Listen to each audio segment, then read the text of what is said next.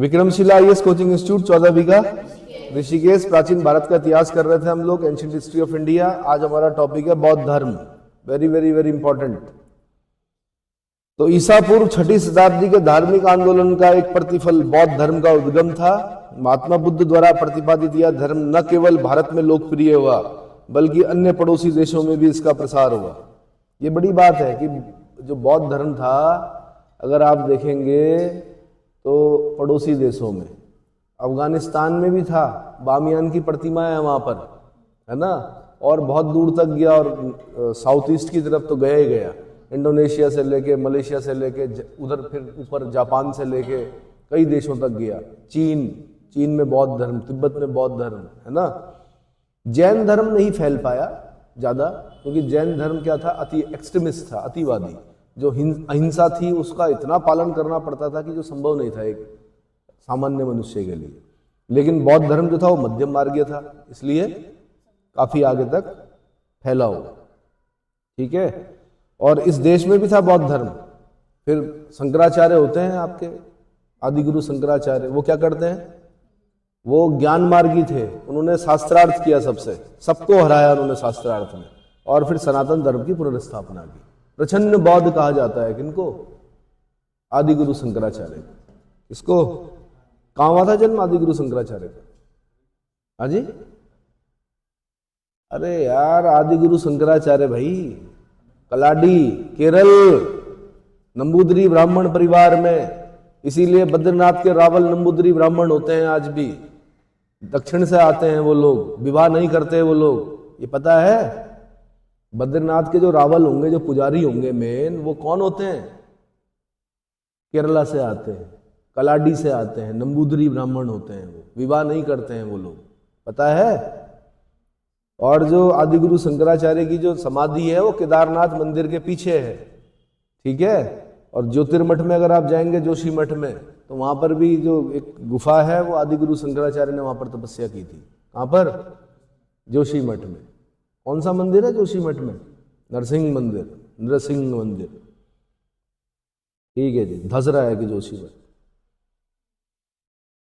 तो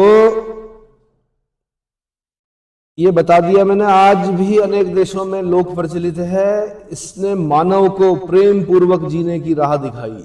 दर्शनम कला आदि में भी इसका अमिट योगदान रहा। किसका? बौद्ध धर्म का।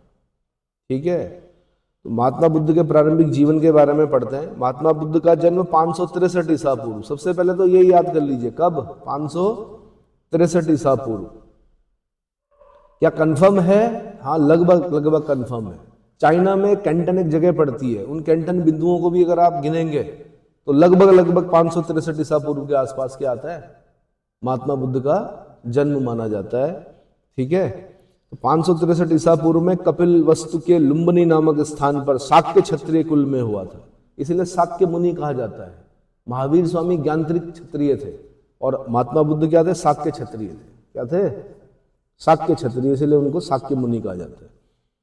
ठीक है, जो कपिल वस्तु है उसकी पहचान पहले नेपाल के तिलोरा कोट के रूप में की जाती थी, परंतु अब अधिकतर विद्वानों का मत है कि इसकी पहचान उत्तर प्रदेश के सिद्धार्थनगर जिले के स्थित पिपरहवा नामक स्थान से की जानी चाहिए।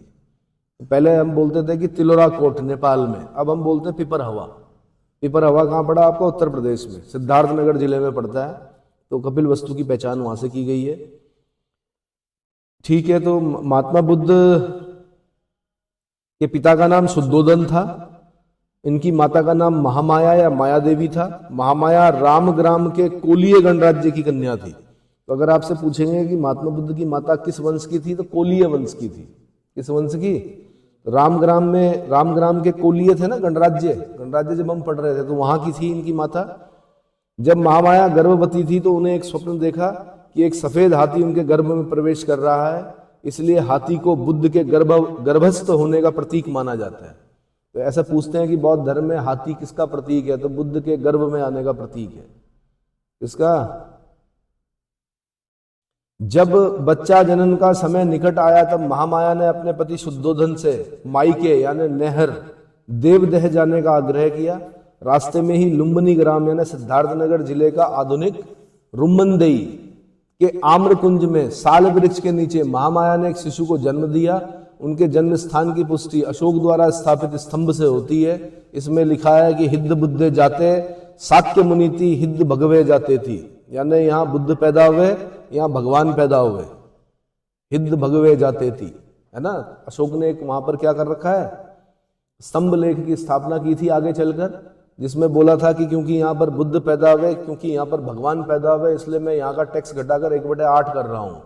जबकि मौर्य काल में जो टैक्स था वो कितना था, 1/6 था। इसलिए हम बोलते हैं कि मौर्यकालीन जो टैक्स था वो कितना था, 1/8 से 1/6। कहीं कहीं पर बोला था 1/6 से 1/4, ठीक है। बट यहाँ पर ये मौर्यकालीन कर व्यवस्था, कठोर कर व्यवस्था को इंगित भी करता है ये वाला जो अशोक का स्तंभ लेख है, क्योंकि अशोक ने फ्री नहीं किया, टैक्स से मुक्त नहीं किया, कर मुक्त नहीं किया उसने क्या किया, कम किया, 1/8 कर दिया यहाँ का। तो इसका मतलब हिद्द बुद्धे जाते साक्य मुनि थी, हिद्द भगवे जाते थी का मतलब हो गया यहाँ साक्य मुनि बुद्ध भगवान उत्पन्न हुए थे। इस शिशु का नाम जन्म के 5वें दिन सिद्धार्थ रखा गया। तो महात्मा बुद्ध के बचपन का नाम क्या था, सिद्धार्थ था। बुद्ध को साक्य कुल में जन्म लेने के कारण साक्य सिंह व साक्य मुनि भी कहा जाता है। विमाता गौतमी के पालन पोषण करने और कालांतर में ज्ञान प्राप्त होने के बाद इनको गौतम बुद्ध की संज्ञा प्रदान की गई। सिद्धार्थ के जन्म के समय ही आसित ऋषि ने उनके बुद्धत्व की घोषणा की थी। सिद्धार्थ के जन्म के समय में किसने उनके बुद्धत्व की घोषणा की थी, आंसर असित ऋषि ने। किसने, असित ऋषि ने उनके बुद्धत्व की घोषणा की थी। बोला गया था या तो ये चक्रवर्ती सम्राट बनेगा या ये बहुत महान सन्यासी बनेगा, ठीक है। बुद्ध के जन्म के 7वें दिन यानी 7 दिन पश्चात उनकी माता महामाया का देहांत हो गया।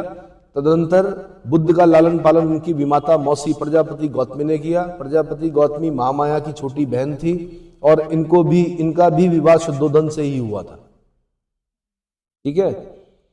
राज दरबार के ज्योतिषियों कालदेव और ब्राह्मण कौंडिन्य आदि ने बुद्ध के विषय में कहा था कि यह बालक या तो चक्रवर्ती राजा बनेगा या सन्यासी बनेगा। सिद्धार्थ बाल्यकाल से ही चिंतनशील प्रकृति के थे। वे बचपन में ही जम्बू वृक्ष के नीचे ध्यान लगाया करते थे। उनके पिता शुद्धोधन उन्हें सांसारिक भोग की तरफ आकर्षित करने हेतु अनेक उपाय किए। सिद्धार्थ का विवाह 16 वर्ष की आयु में शाक्य वंश के राजा सुप्पबुद्ध और उनकी पत्नी पमिता की अति सुंदर पुत्री यशोधरा से करवा दिया गया। तो पत्नी का नाम क्या है, यशोधरा। यशोधरा के अन्य नाम बिंबा, गोपा, भद्रकच्छना आदि भी मिलते हैं। बुद्ध के रहने के लिए तीनों ऋतुओं के अनुकूल ग्रीष्मिक, वार्षिक और हेमंतिक राजप्रासाद बनवाए गए। 3 अलग अलग ऋतुओं में रहने के लिए अलग अलग महल थे महात्मा बुद्ध के। पिताजी ने इतनी व्यवस्थाएं कर रखी थी। 16 साल में शादी करा दी, ठीक है। 29 वर्ष की आयु में यशोधरा से एक पुत्र उत्पन्न हुआ, जिसकी सूचना मिलते ही उनके मुंह से राहु शब्द उच्चारित हुआ, जिसका अर्थ होता है बंधन। बाद में उनके पुत्र का नाम राहुल पड़ा। क्या पड़ा, राहुल। सिद्धार्थ बगीचे में सैर करते समय क्रमशः कुछ दृश्य देखे उन्होंने। एक वृद्ध व्यक्ति देखा, एक बीमार व्यक्ति देखा, एक मृत व्यक्ति देखा, एक प्रसन्न चित्त सन्यासी देखा। क्या क्या देखा, उनका सारथी था चन्ना चांद जिसको बोलते हैं। पूछा उन्होंने, भाई ये क्या है। उन्होंने कहा सबकी आनी वृद्धावस्था, आज युवा हो, आज सुंदर हो, कल को झुर्रियां पड़नी है, बाल सफेद होने हैं, हो सकता है बाल ना हो सिर पर, है ना। और फिर एक बीमार व्यक्ति देखा तो पूछा भाई ये क्या है, तो उसने बताया कि भाई बीमारियां होती हैं, शरीर क्या हो जाता है, क्षय हो जाता है बिल्कुल। मृत व्यक्ति देखा तो बुद्ध को पता चला पहली बार कि मरते भी हैं, यानी एक दिन सबको बारी बारी इस दुनिया से एक दिन सबको जाना है। ये दुनिया मुसाफिर खाना है, क्या है। फिर देखा प्रसन्न चित्त सन्यासी। अब भाई फ्री फ्रॉम ऑल बाउंडेशंस, प्रसन्न चित्त तो हो गई। बाउंडेशंस आपको बूढ़ा करती हैं, रिस्पॉन्सिबिलिटीज आपको क्या करती हैं, बूढ़ा बनाती हैं। बहुत ज्यादा जब रिस्पॉन्सिबिलिटीज आ जाती हैं तो सन्यासियों क्योंकि फ्री फ्रॉम ऑल बाउंडेशंस, बंधनों से मुक्त हैं, ठीक है, सांसारिक चिंताओं से दूर है। तो एक प्रसन्न चित्त सन्यासी देखा। बुद्ध ने समझ लिया वहीं पर कि अब मैं क्या बनूंगा बड़ा होके, हाँ जी, सन्यास लूंगा मैं। पहले से ही चिंतनशील होने के कारण वृद्ध, बीमार और मृतक को देखकर उनका हृदय द्रवित हो गया और 29 वर्ष की आयु में एक रात अपनी पत्नी और पुत्र को छोड़कर गृह त्याग कर दिए। अपने साथी चंडक या चन्ना और घोड़े कंथक या केतक के साथ जंगल की तरफ चल दिए। गोरखपुर के पास अनोमा नदी तट पर पहुंचकर सारथी सहित घोड़े को वापस लौटा दिया और स्वयं जंगल में चले गए। बुद्ध के गृह त्याग की इस घटना को महाभिनिष्क्रमण कहा जाता है। क्या कहते हैं? अभी कुछ घटना याद करनी है आपने, महाभिनिष्क्रमण। ठीक है। गृह त्याग के प्रतीक अश्व को माना जाता है। जैसे हाथी जो है बुद्ध के गर्भ में आने का प्रतीक है, ऐसे ही जो बुद्ध का जो गृह त्याग का जो प्रतीक है वो क्या? अश्व यानी घोड़ा। बुद्ध यहाँ अनुपीय नामक आम्र वाटिका में कुछ दिन ठहरे और फिर वैशाली पहुंचे, जहां उनकी मुलाकात अलार कलाम नामक सन्यासी से हुई। ये उत्तराखंड पीसीएस में क्वेश्चन पूछा गया कि अलार कलाम से कहां पर मिले महात्मा बुद्ध?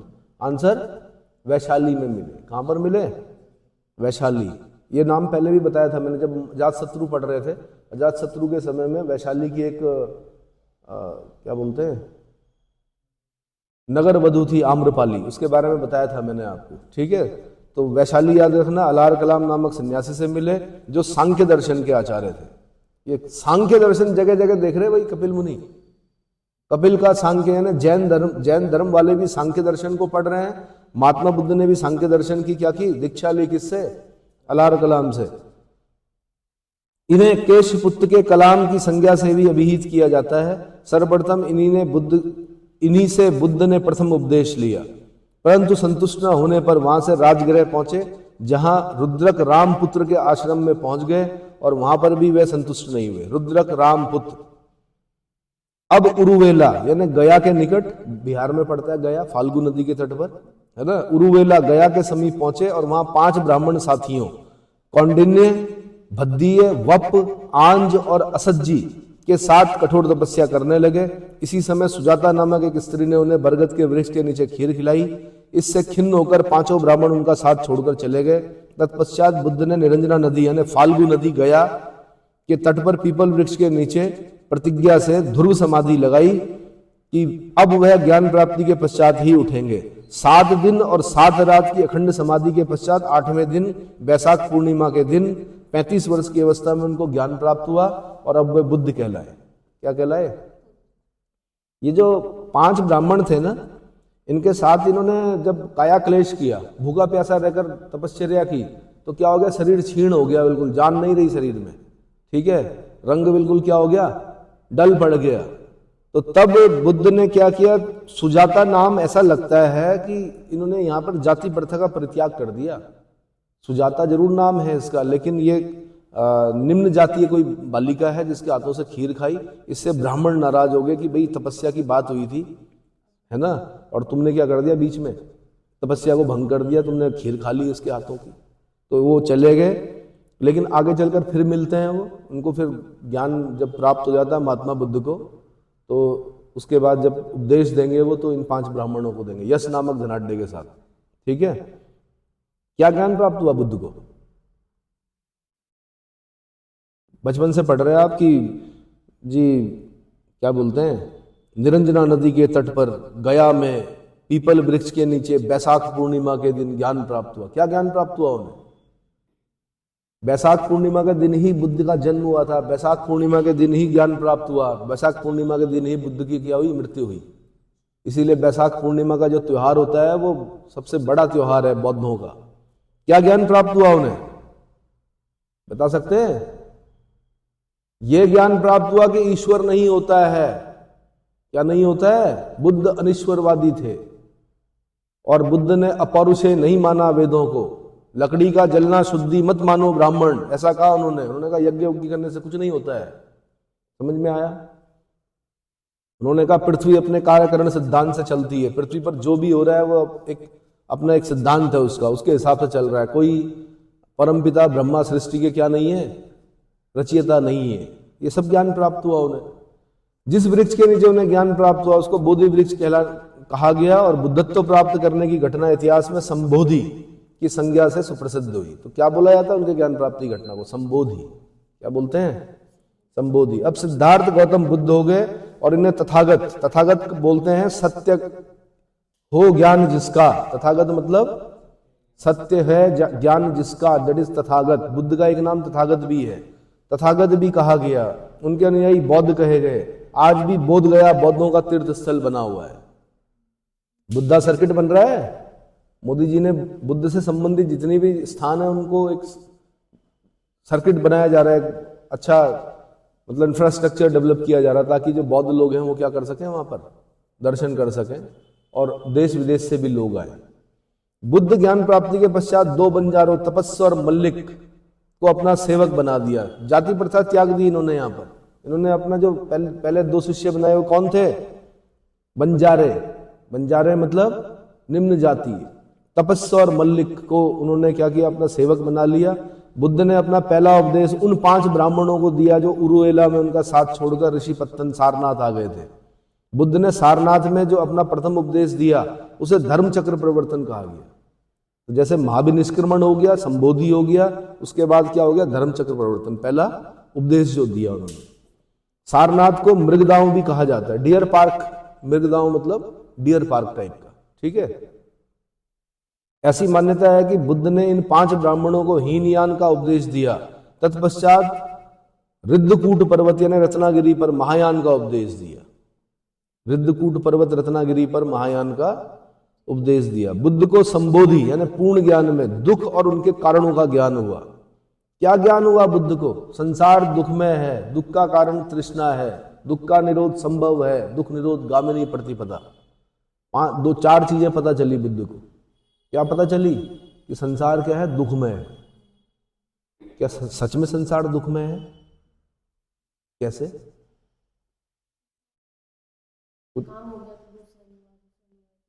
तो उसका कारण क्या है? इच्छा, तृष्णा।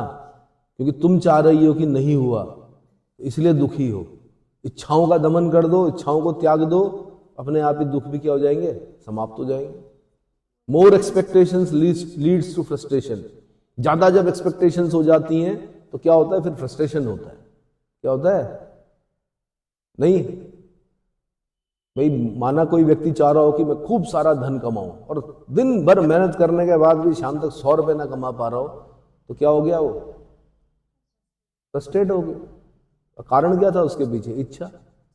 और ये जो जितनी भी लोग बैठे हैं यहाँ पर तैयारी करने वाले, ये सब इच्छा के क्या है? अधीन है कि पेपर निकल जाए। पढ़ रहे हैं, पेपर दे रहे हैं, दुखी क्यों है? क्योंकि पेपर निकला नहीं है। जिस दिन पेपर निकल जाएगा, जिस दिन बन जाएंगे, डेस्टिनेशन इज डेथ। जैसे ही डेस्टिनेशन पर हम पहुंचते हैं वहीं पर उसकी मृत्यु हो जाती है, उस डेस्टिनेशन की। उसके बाद कुछ दिन खुशी होगी कि हाँ जी हमारी नौकरी लग गई। उसके बाद फिर नए टास्क शुरू हो जाएंगे आपके।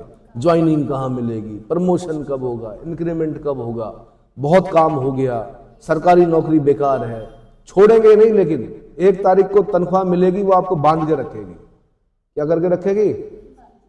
हर 30 तारीख तक आप ये सोचेंगे कि मैं नौकरी छोड़ दूं, मैं बहुत परेशान हो गया। और 1 तारीख को जैसे तनख्वाह हाथ में आएगी, वेतन आपके हाथ में आएगा, फिर दोबारा आप बोलोगे चलो 1 महीना और काट देते। और इस प्रकार महीने, दिन, साल गुजरते जाएंगे और एक दिन 60 साल की अवस्था में आपको बताया जाएगा कि यू आर रिटायर्ड। आप क्या हैं? आपका रिटायरमेंट है ना।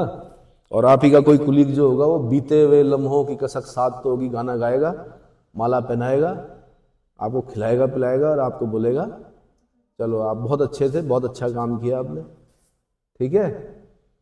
फिर नए टास्क मिलते हैं। कुछ लोग अपना कोशिश में लगे रहते हैं कि 60 साल के बाद भी क्या हो, नहीं और वो मिल जाए, थोड़ा सा 2 साल का एक्सटेंशन मिल जाए। फिर ऐसे करते करते फिर एक समय ऐसा आता है, at the age of 7 you know all the questions, at the age of 70 you know all the answers. 70 साल तक जब आप पहुंचेंगे तो वहां तक आपको सारे आंसर मिल जाएंगे। उसके बाद फिर एक भय व्याप्त हो जाएगा आपके मन में कि अब क्या है, जाना है। फिर आप आध्यात्म की तरफ जाएंगे। कहाँ जाएंगे? आध्यात्म। उस डर से क्या करने के लिए? फिर आप समझने की कोशिश करोगे दुनिया को क्या है। चलो जी, अभी तो आनंद है, अभी तो कोई दिक्कत नहीं है। अभी तो जो अवस्था है वो कैसी है? कैसी है? हार्मोन्स खेल खेल रहे हैं, आनंद आ रहा है जिसे बोलते हैं जीवन में, बड़ा है ना। धीरे धीरे क्या होता है?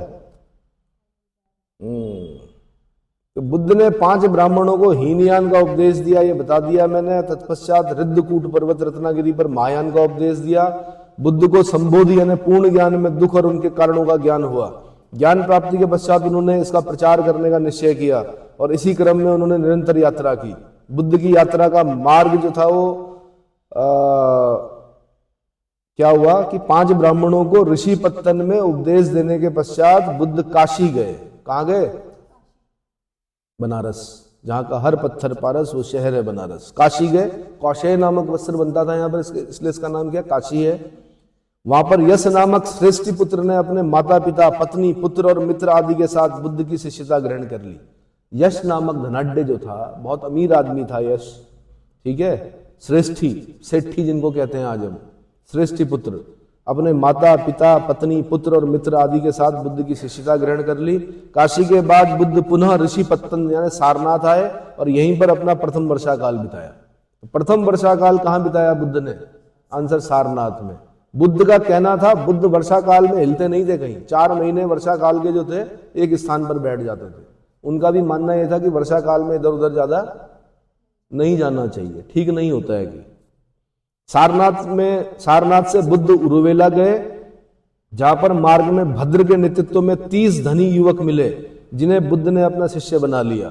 उरुवेला में बुद्ध ने मुख्य कश्यप, नदी कश्यप और गया कश्यप, जो कि जटिल कश्यपों के रूप में जाने जाते हैं, उनको दीक्षित किया। मुख्य कश्यप, नदी कश्यप और गया कश्यप, ठीक है, इनको दीक्षित किया। उरुवेला से बुद्ध राजगृह पहुंचे, जहां बिंबिसार ने उनका स्वागत किया। उन्होंने अपने हाथ से बुद्ध को भोजन कराया तथा बौद्ध धर्म स्वीकार किया तथा वेणुवन नामक विहार बौद्ध संघ को दान दिया। यहां से क्वेश्चन बनता है, वेणुवन नामक विहार किसने दान में दिया बुद्ध को? आंसर बिंबिसार ने दिया। यह बुद्ध या बौद्ध संघ को प्राप्त होने वाला प्रथम विहार था। राजगृह में ही बुद्ध ने सारीपुत्र और मोदगलायन को दीक्षित किया। सारीपुत्र प्रकरण सुना है आपने? सारीपुत्र प्रकरण एक नाटक है, अश्वघोष ने लिखा है। अश्वघोष, विद्वान अश्वघोष, किसके दरबार में? कनिष्क के दरबार में सारीपुत्र प्रकरण लिखा है उसने। राष्ट्रपालम लिखा है, मायान श्राद्धोत्पाद लिखा है, बुद्ध चरित लिखा है। किसने? अश्वघोष ने। वो था ना, मगध के राजा ने, मगध पर आक्रमण कर रहा था कनिष्क, मगध के राजा ने 3 चीजें भिजवाई, एक बुद्ध का भिक्षा पात्र, एक 3 टांग वाला मुर्गा और विद्वान अश्वघोष। तो इन तीनों को प्राप्त करके कनिष्क क्या हो गया? संतुष्ट हो गया, खुश हो गया। तो कनिष्क के दरबार में था कौन? अश्वघोष, विद्वान अश्वघोष। चेक कर लीजिए एक बार, बुद्ध चरित्र लिखी कि नहीं लिखी? सारीपुत्र प्रकरण लिखा, राष्ट्रपालम लिखा, मायान श्राद्धोत्पाद लिखा कि नहीं लिखा? चेक कर लिया करो। तो उरुवेला से बुद्ध राजगृह पहुंचे, बिंबिसार ने उनका स्वागत किया, वेणुवन नामक विहार दिया। बुद्ध संघ को प्राप्त होने वाला प्रथम विहार जो था वो वेणुवन नामक विहार था। राजगृह में ही बुद्ध ने सारीपुत्र और मोदगलायन को दीक्षित किया। यहाँ बुद्ध ने 3रा और 4था वर्षा काल बिताया। राजगृह में रहते हुए बुद्ध ने अपने गृह राज्य कपिलवस्तु की यात्रा की और अपने परिवार के लोगों को दीक्षित किया। शाक्यों ने अपने नवनिर्मित शस्त्रागार का उद्घाटन बुद्ध से करवाया। शाक्यों ने अपने नवनिर्मित शस्त्रागार का उद्घाटन किससे करवाया? बुद्ध से करवाया। कपिलवस्तु से राजगृह जाते समय बुद्ध अनुपीय नामक स्थान पर विश्राम किए। यहां पर शाक्य नरेश, भद्रिक, अनिरुद्ध, उपाली, आनंद और देवदत्त के साथ उनसे मिला।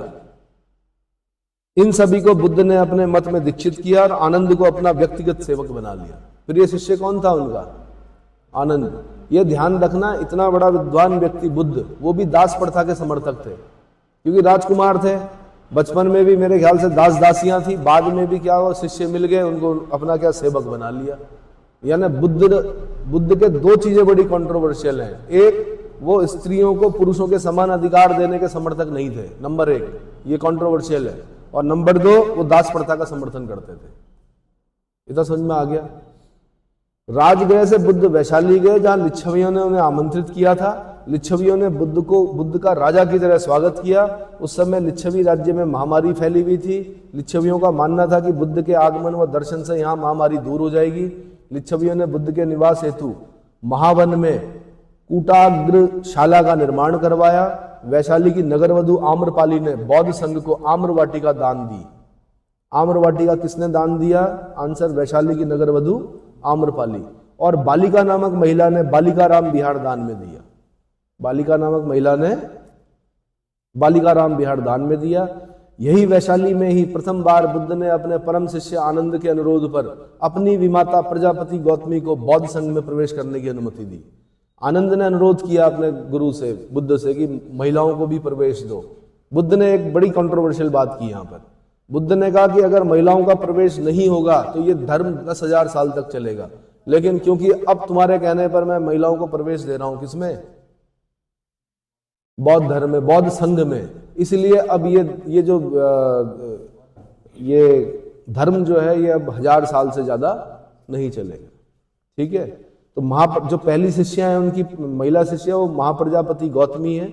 बौद्ध संघ में प्रवेश की अनुमति दी। इस प्रकार वैशाली में ही बुद्ध ने महिलाओं को संघ में प्रवेश की अनुमति प्रदान की। बाद में गौतमी की पुत्री नंदा और बुद्ध की पत्नी यशोधरा भी भिक्षुणी बन गई। आम्रपाली ने भी बुद्ध की शिष्यता ग्रहण की तथा बिंबसार की पत्नी क्षेमा भी बुद्ध की शिष्या बन गई। प्रारंभ में स्त्रियों को संघ में स्वीकार नहीं किया जाता था, किंतु महाप्रजापति के आग्रह तथा शिष्य आनंद की चेष्टा से स्त्रियों को प्रवेश की अनुमति बुद्ध ने दे दी। यही वैशाली में ही बुद्ध को अपने पिता शुद्धोधन के देहांत का समाचार मिला। वैशाली से बुद्ध भग्गों की राजधानी सुमसुमारगिरी यानी चुनार आए। सुमसुमारगिरी किसका पुराना नाम है? चुनार। जो अशोक के स्तंभों के लिए पत्थर लाया गया था वो चुनार से लाया गया था। ठीक है, और वहां का शासक बोधि कुमार उनका शिष्य बन गया। तदोपरांत बुद्ध कौशाम्बी गए, जहां पर वत्सराज उदयन ने घोषिताराम विहार भिक्षु संघ को दान में दिया। यहां से क्वेश्चन बनता है, घोषिताराम विहार किसने दान में दिया? आंसर, वत्सराज उदयन ने। हालांकि उदयन प्रारंभ में बौद्ध मत में रुचि नहीं लेता था, परंतु बौद्ध भिक्षु पिंडौल भारद्वाज से प्रभावित होकर अंततः बौद्ध धर्म स्वीकार कर लिया।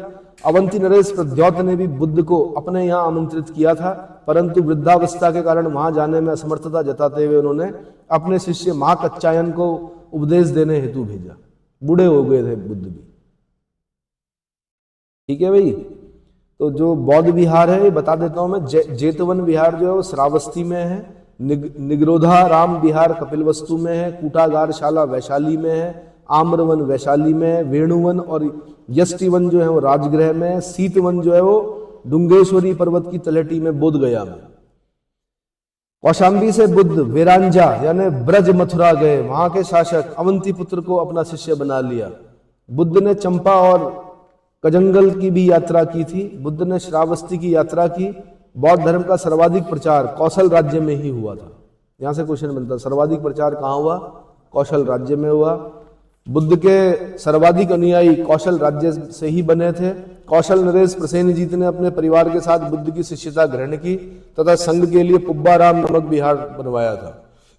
फिर यहां से क्वेश्चन बनेगा, पुब्बाराम नामक विहार किसने दिया दान में? कौशल नरेश प्रसेनजीत ने। श्रावस्ती के एक धनी व्यापारी अनाथ पिंडक ने भी बुद्ध की शिष्यता को स्वीकार करके संघ को जेतवन नामक विहार दान में दिया। वेरी इंपॉर्टेंट, अनाथ पिंडक व्यापारी, धनी व्यापारी अनाथ पिंडक ने कौन सा विहार दान में दिया? आंसर, जेतवन नामक विहार दान में दिया, जो कि भरूच के शिलालेख में भी उल्लिखित है। भरूच के शिलालेख में बताया गया है कि एक धनाढ्य व्यापारी अनाथ पिंडक ने बुद्ध की शिष्यता ग्रहण करके उन्हें जेतवन नामक विहार दान में दिया था। बुद्ध जेतवन और पुब्बाराम विहार में बारी बारी से विश्राम करते थे। श्रावस्ती रहते हुए बुद्ध ने अंगुलीमाल, डाकू अंगुलीमाल नामक जो डाकू था उसको अपने मत में दीक्षित किया। बड़ा खतरनाक डाकू था उस जमाने में, एक अंगुलियां काट के माला बना लेता था, पहनता था वो अंगुलीमाल। ठीक है, बुद्ध श्रावस्ती से मल्लों की राजधानी पावा पहुंचे, जहां वह चुंद नामक लोहार की आम्र वाटिका में रुके। चुंद ने बुद्ध को भोजन कराया। तत्पश्चात बुद्ध को रक्तातिसार हो गया, डिसेंट्री बोल सकते हैं। उन्हें बहुत पीड़ा हुई, जिसे वे सहते हुए कुशीनारा पहुंचे।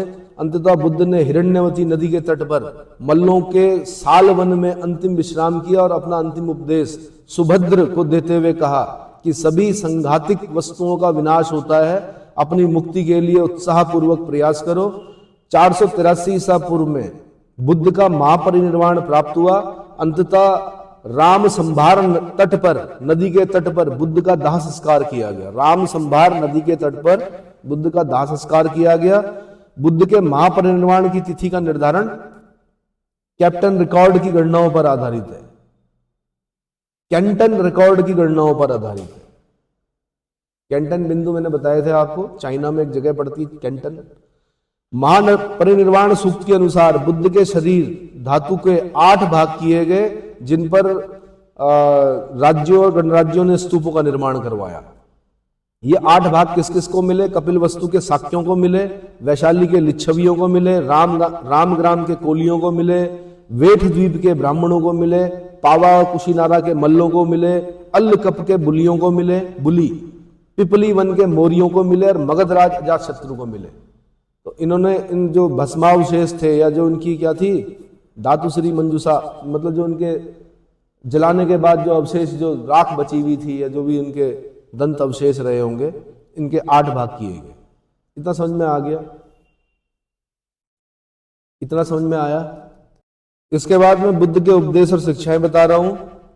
तो दुख एवं कष्ट के निवारण के उपाय जानने के लिए बुद्ध ने गृह त्याग किया था, अतः उन्होंने इनके कारण जानने का प्रयास किया तथा इस निष्कर्ष पर पहुंचे कि अविद्या एवं तृष्णा ही इन सब का मूल है। अविद्या और तृष्णा मतलब इच्छा, तृष्णा ही इन सब का मूल है, जिससे मनुष्य कर्म बंधन में बंधता है और आवागमन के चक्र में फंसता है। अतः इस तृष्णा से तथा इससे उत्पन्न होने वाले दुख के विनाश के लिए उन्होंने सद्विचार, सदिच्छा, सद्वचन, सदाचार, सद्वृत्ति, सदुपाय, सम्मानशिकता और सद्भावावेश को अष्टमार्ग बताया। किस किस को? सद्विचार, सदिच्छा, सद्वचन, सदाचार, सद्वृत्ति, सदुपाय, सम्मानसिकता और सद्भावावेश को अष्टमार्ग बतलाया। इस अष्टमार्ग के अनुकरण से मुक्ति अथवा निर्वाण प्राप्त होता है, जो प्रचलित अर्थ में वही स्थिति है जब व्यक्ति की सत्ता का लोप हो जाता है। उन्होंने अपने अनुयायियों को अपने नैतिक जीवन में सदाचार के समावेश का आदेश दिया और उन्हें भोग विलास तथा उग्र तप के बीच का मध्यम मार्ग अपनाने को कहा।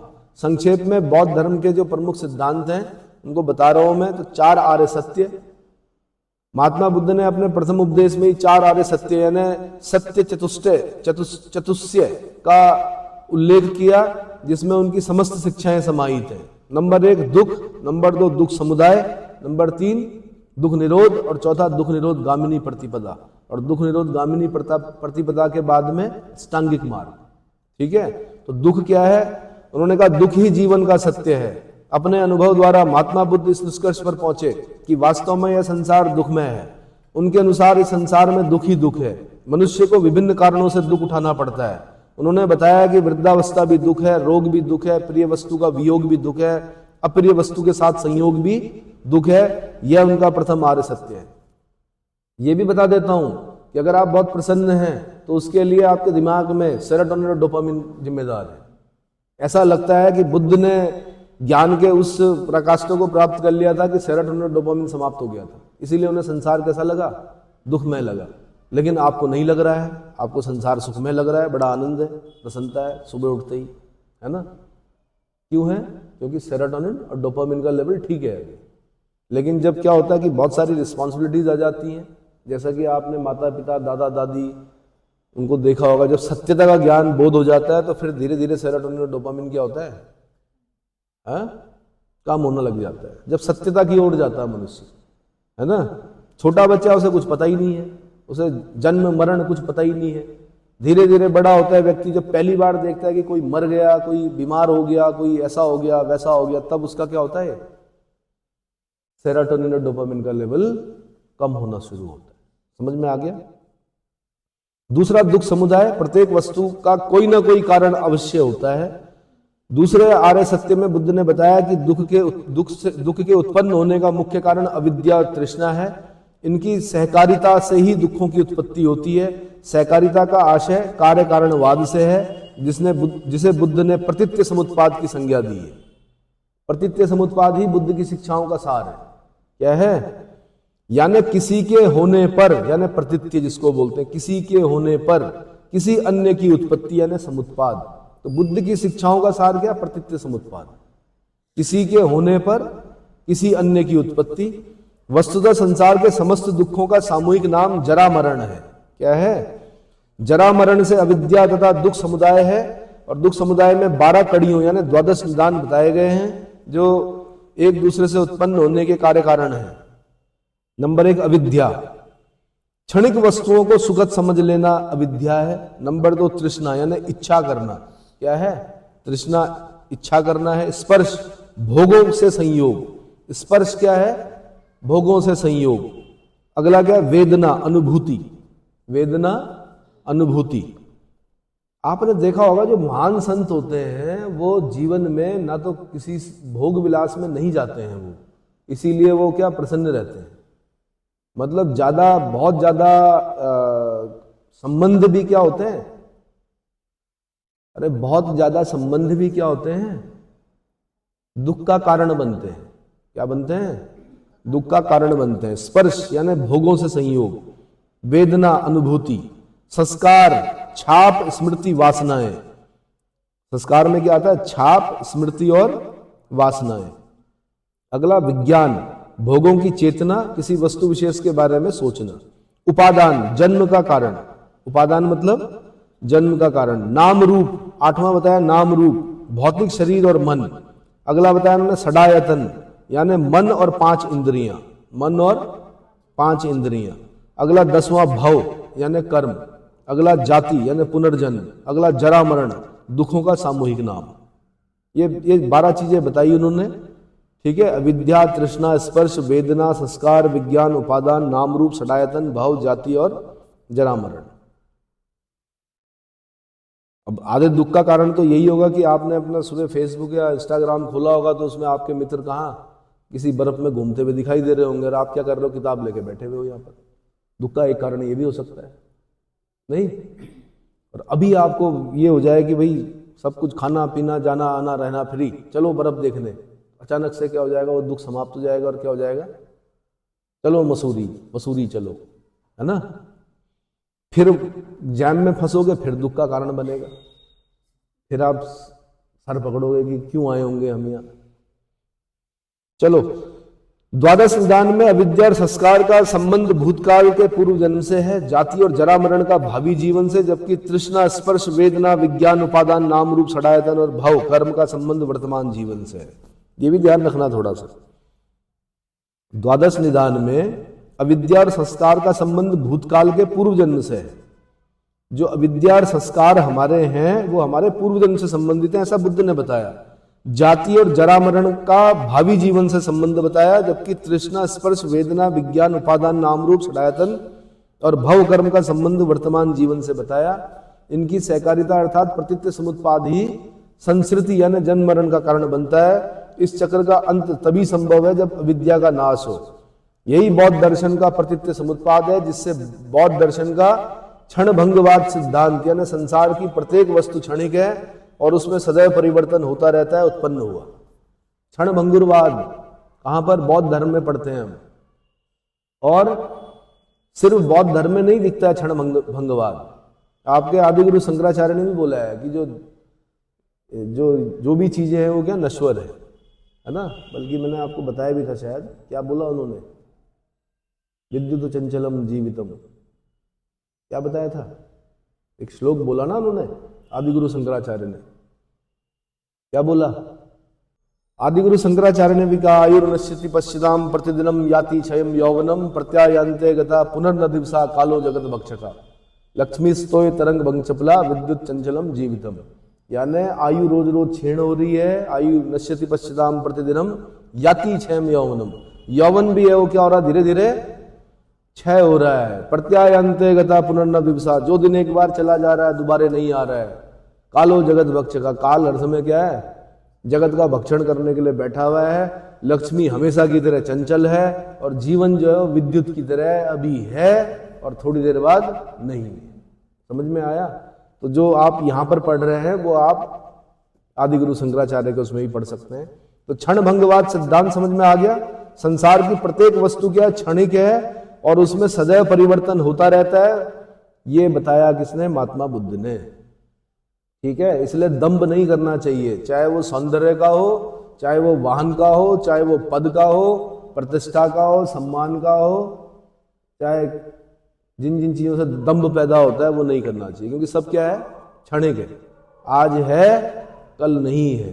कल लाल किले के अंदर कुछ बादशाह बैठते थे, आज वो बादशाह कहां चले गए कुछ पता नहीं। समझ में आ गया? तो लाल किले बना लो, ताजमहल बना लो, कुतुब मीनार बना लो, कुछ भी बना लो, सब क्या है? क्षणिक है बस।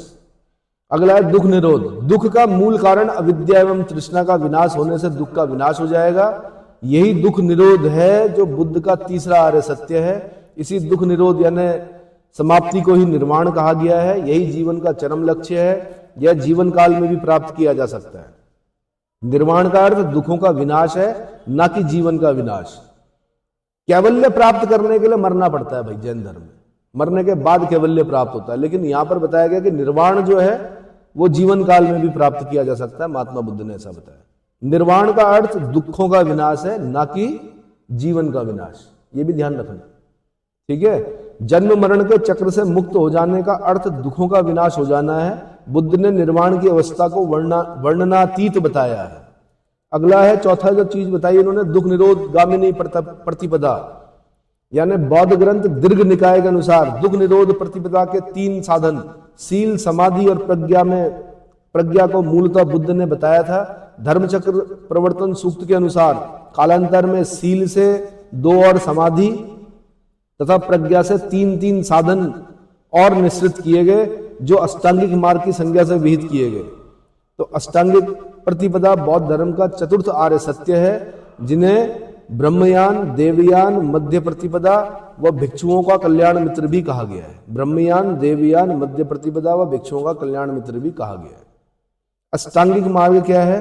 अष्टांगिक मार्ग में आता है सम्यक कर्मांत यानी अच्छे कर्म करना, सम्यक आजीव यानी ईमानदारी से जीविका चलाना, सम्यक व्यायाम यानी समुचित उद्यम करना, सम्यक स्मृति यानी समस्त कार्य विवेकपूर्ण और सावधानी के साथ करना, यह सम्यक स्मृति है। सम्यक समाधि, चित्त या मन की एकाग्रता ही सम्यक समाधि है।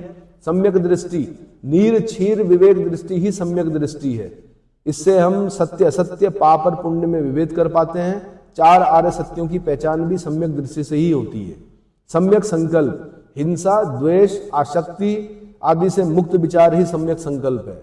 सम्यक वाक यानी सत्य, विनम्र और मृदुवाणी होना, इसका सर्वप्रमुख विषय धर्म वार्ता है। तो मैं ये बता दूं कि दुख निरोध गामिनी प्रतिपदा में 3 स्कंद बताए गए हैं, सील, समाधि और प्रज्ञा। सील का मतलब होता है सम्यक आचरण। इसके 2 पार्ट होते हैं, सम्यक कर्मांत, सम्यक आजीव। ये किस में आएंगे? ये यूपीएससी का क्वेश्चन है।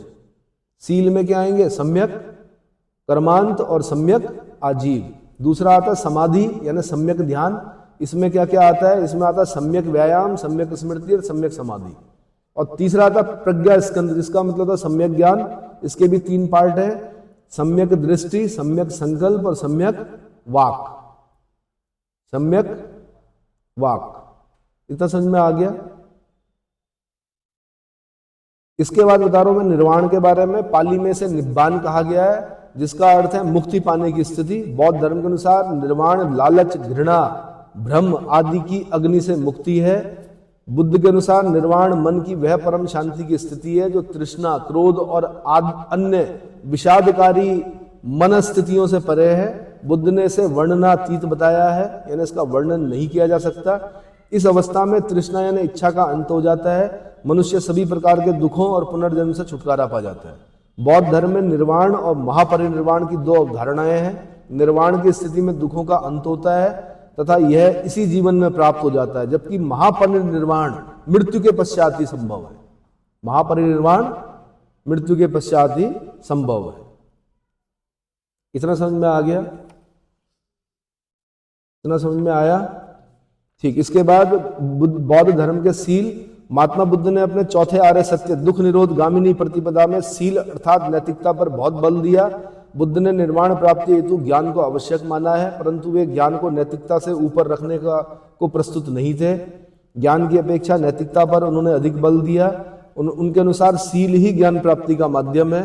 वस्तुतः बुद्ध ने भिक्षुओं और गृहस्थों के लिए अलग अलग आचरण के पालन का उपदेश दिया था। गृहस्थों के लिए उन्होंने जो उपदेश दिया उसका उल्लेख दिग्ग निकाय के सिंगालोवाद सूक्त में मिलता है। गृहस्थों के लिए जो आचरण बताए गए हैं उसे बुद्ध घोष ने गिहि विनय कहा है। गिहि विनय। बुद्ध ने 10 सीलों का उल्लेख किया है जिन्हें भिक्षुओं को अपनाना आवश्यक है, परंतु इसमें से 5 सील यानी अहिंसा, सत्य, अस्तेय, व्यभिचार न करना, मद्य सेवन न करना गृहस्थों के लिए है। इन्हें ही पंचशील कहा गया है। भिक्षुओं के जो 10 सील सिद्धांत हैं वो है, नंबर 1 अहिंसा, मन सा कर्मणा वचना, मन, कर्म और वचन से अहिंसा का पालन करना। दूसरा सत्य यानी सर्वदा सत्य संभाषण करना, तीसरा आस्ते किसी भी प्रकार की चोरी ना करना, चौथा व्यभिचार न करना, किसी भी प्रकार के गंदे विचार न रखना। अगला पांचवा बोला मद्य सेवन न करना, किसी भी प्रकार के मादक पदार्थों का सेवन न करना। छठा उन्होंने बोला कुसमय भोजन न करना या असमय भोजन न करना। सातवां उन्होंने बोला कोमल सैया का त्याग। आठवां उन्होंने बोला अपरिग्रह यानी धन संचय न करना। नौवां उन्होंने बोला कि संगीत व नृत्य से दूर रहना। और 10वां उन्होंने बोला ब्रह्मचर्य का पालन करना। ये 10 शील सिद्धांत हैं महात्मा बुद्ध द्वारा दिए गए। ठीक है, अब अगले लेक्चर में मैं बताऊंगा आपको कि बौद्ध दर्शन की विशिष्टताएं क्या थी, अनित्यवाद क्या होता है, क्षणभंगवाद क्या होता है, मध्यम मार्ग क्या होता है, अनात्मवाद क्या होता है, अनिश्वरवाद क्या होता है, प्रयोजनवाद, यथार्थवाद क्या होता है, इसके बारे में मैं अगले लेक्चर में बताऊंगा।